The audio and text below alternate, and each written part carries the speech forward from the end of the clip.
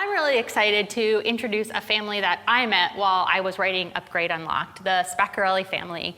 And they're from Portland, Oregon. They're currently here in Seattle because they just finished, well, not just finished, but they finished a few months ago, a round the world 1-year-long trip with their family of 4.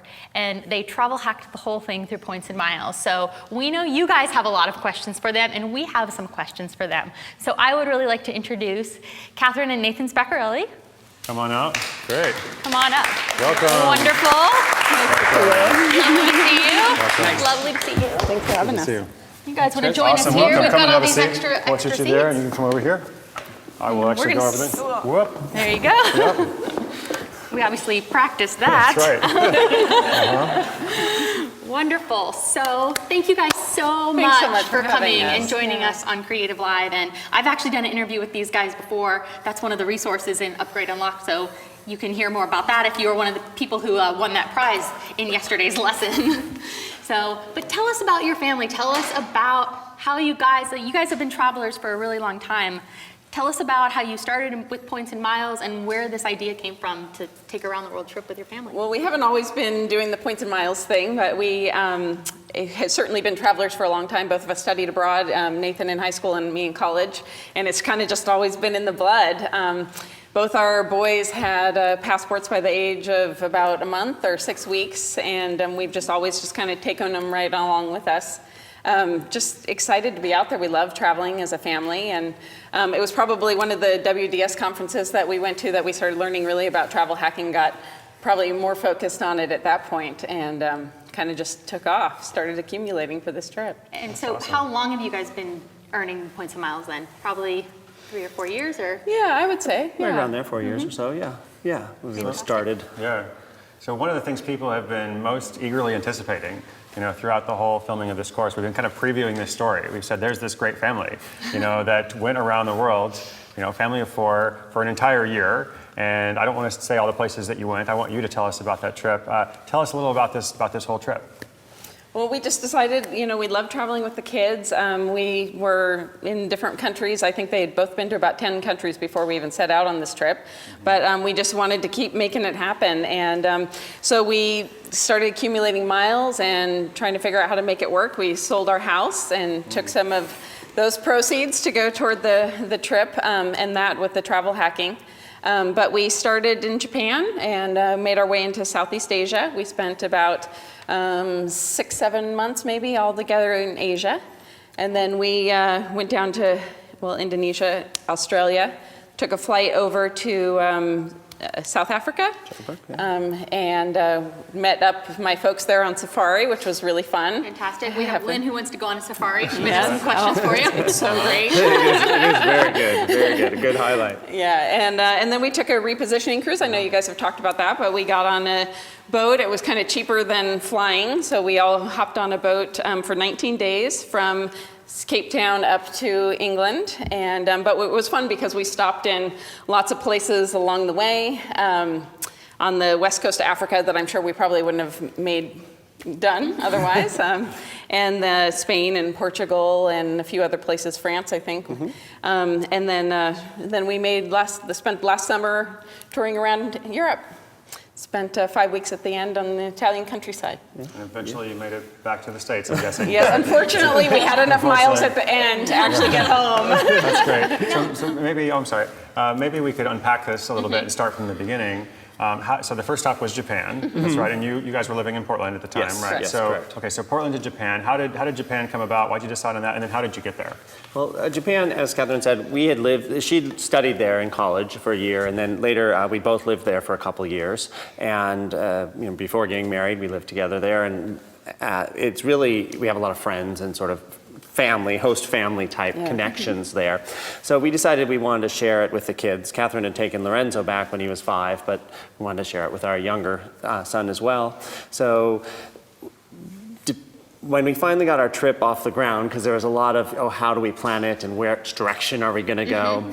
With the seasonality and trying to follow, we wanted to pack light. We all took one bag, sort of like you guys have. For a year. Small, For a yeah, year. for a whole year, exactly. That's everything they took, that's the day they left. Yep, that's what we had. Yeah, people were impressed with me with the 2 weeks thing, so they went for a whole year.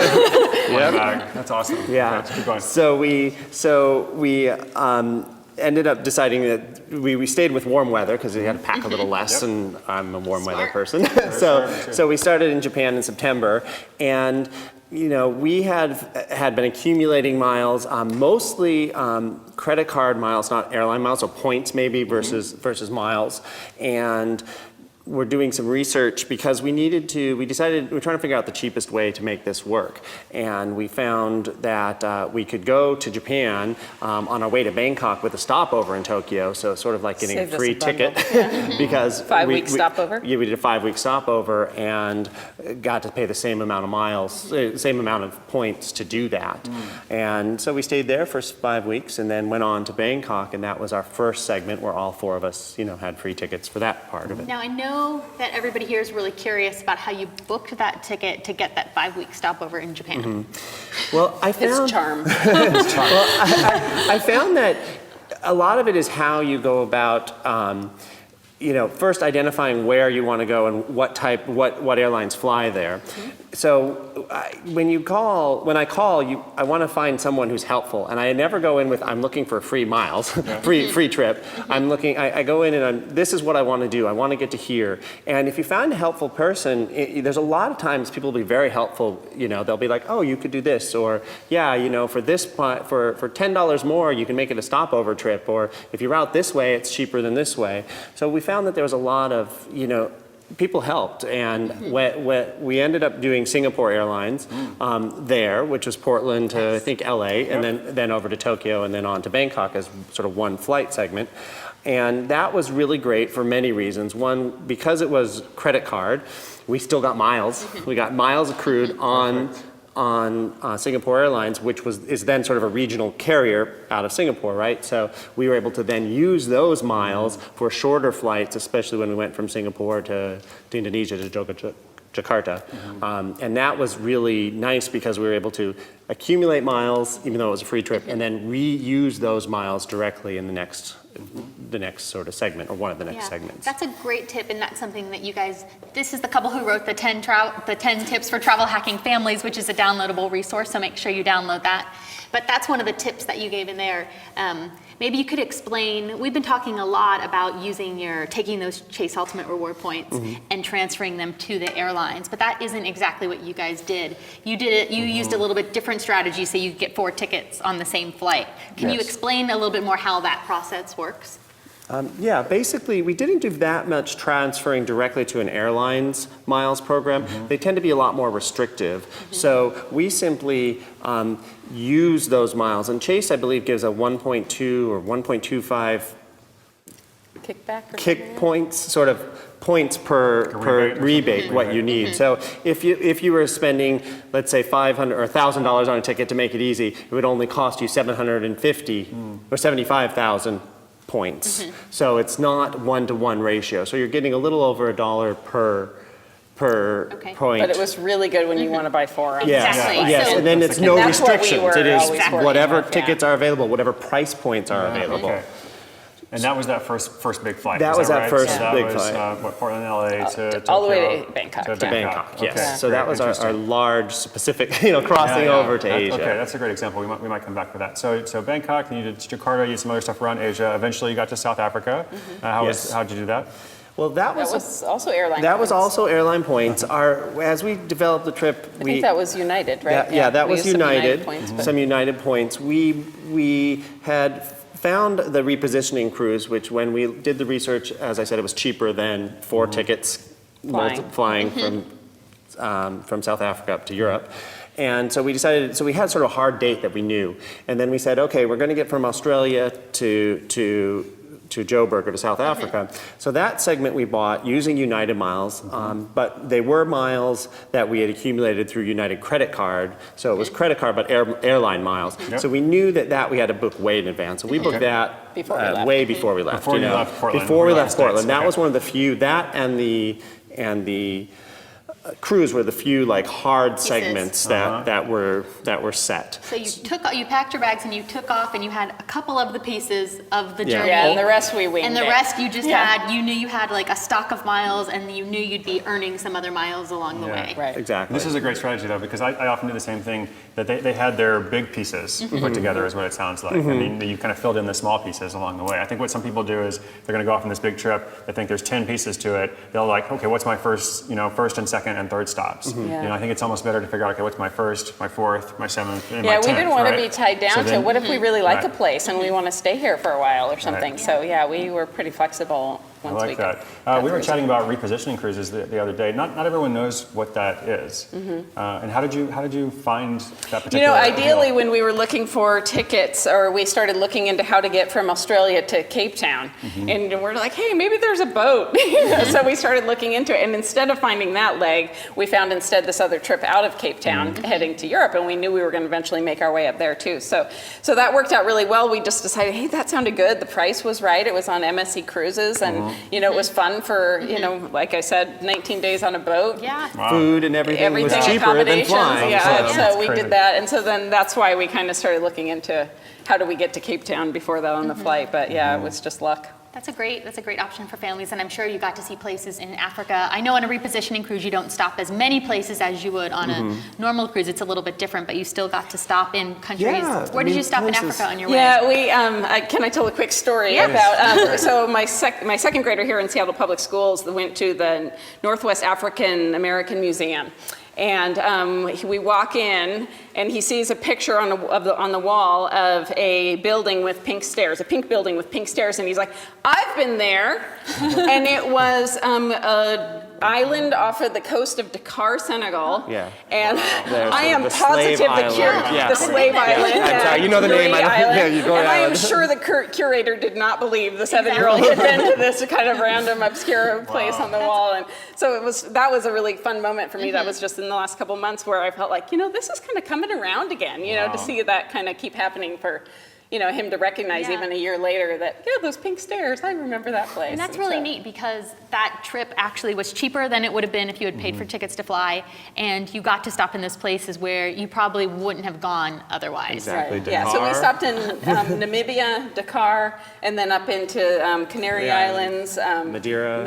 and then a couple mainland ports too in Spain, Portugal, Fantastic. and France. Yeah. So you touched on this a little bit with that great story, but I did want to ask, what did the trip mean to your family? How did it change anything for your family? Or something you dreamed of for a long time? And what happened with that? I think, just it really brought us all together for one. I think, we realized how much we really enjoy hanging out together. But I think, there's we kind of start seeing life in the world through how many days of travel could that phone cost? Or, how many, I saw a pair of shoes at the mall that were really expensive. And I thought, how many Cambodian children could that feed? And I think to take that to my kids' level at this age where they're not all about, hey, well, so-and-so has that, to be able to great. really enjoy that together too. I think that was a big part of it.